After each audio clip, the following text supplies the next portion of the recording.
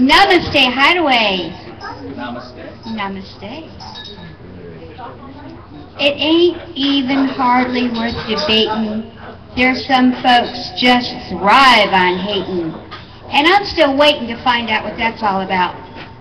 Sally hating on Sue to Jane, and Jane and Sue hating on Sally, and Keisha and Tanya hating each other, and both of them hating Keisha's brother. And I confess, I just can't understand why folks like this style of living, because the Jesus they talk about said to be forgiven, and they claim his name when they want to point fingers, but they forget the lesson when they're hate bringers. Sometimes I wonder why it is that big girls hate on skinny girls, and skinny girls hate on tall girls, and tall girls hate on small girls, and there's some girls just hate on all girls. Gays hating on straights, and straights hating on gays, till nobody knows who they want to date, and they all spend days in endless hate. Dark skin hating on light skin, and light skin hating on lighter skin, and lighter skin trying to get darker skin, and darker skin trying to get lighter skin, till folks forget what the hell skin they're supposed to be in. But hating on poor and hating on rich, and sometimes I'm forgetting which set of folks hating on which. Scared to tell any of them hi, now ain't that a bitch? Hating seems to be a lot of fun only if you're not the hated on one. It seems to bring folks a lot of pleasure, but I'm learning it's only a measure of how they feel about themselves, and by lashing out, they're trashing out the part of themselves they're afraid to hate.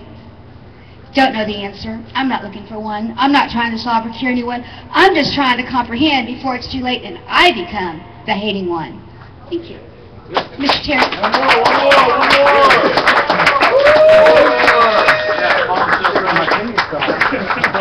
What did you say? Paul's still smoking. Doing that.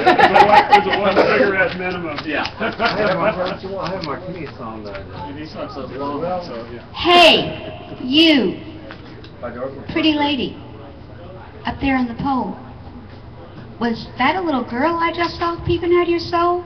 She had her eyes on a prize, and she got twisted sidewise, got burned by the lure of the sewer, and sank deeper and deeper down the one-way street of drugs and liquor and thugs.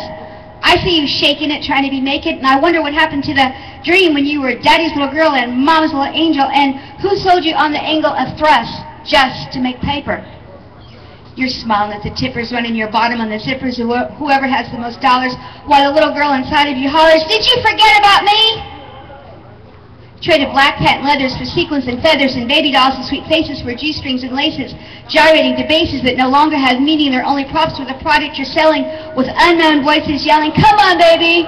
showing what you once covered in modesty. Once, you were defiant, trying to keep silent the half-remembered words of Sunday school teachers and revival preachers, warning against hell and damnation, the display of temptation you personify, but now, you forgot to try. Now, the sparkle that once lighted your being has gone unseeing and becomes the sheen of the sweat from helping you get the most money from a bump, and the jump you've taken into unreality helps you not to see the empty place where pride once lived. As you're dancing, naked prancing, color spots illuminate what you're paid to shake, and the little girl inside becomes tired of trying to get your attention because you have no attention to spare and you really don't care as long as the dollars keep coming and the music keeps playing and the tippers keep paying. You got the love if they got the money. And it's an even trade, him trying to put out his fire, and you're the object of his desire. His eyes bulge from his sockets, and you empty his pockets, and when you're done, you look away, because his need is as naked as your skin, but your greed is as naked as your sin. And the little girl inside, hell, she died. Okay, on that cheerful note.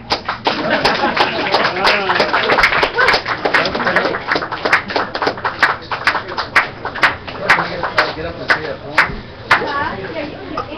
Really? It's open mic. Oh, that was like in 30 minutes. No, they're already singing. Just tell them. Terry, you got another poet up here. You want to come up? I do? Oh, we love poetry. Oh, poetry. Love poetry. One cigarette minimum. Who's coming? It's coming up now. What's your name? What's your name? Keith. Okay, let's hear it for Keith, everybody. Your moment in time. Oh, Lord.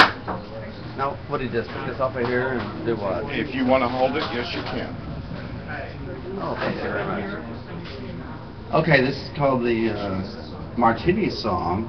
All right. And I believe I heard it, I first read it, Dorothy Parker wrote this in the 1920s. I'd like to have a martini, 2 at the very most. After 3, I'm under the table. After 4, I'm under the host. Yes. And then I added a couple of extra verses. After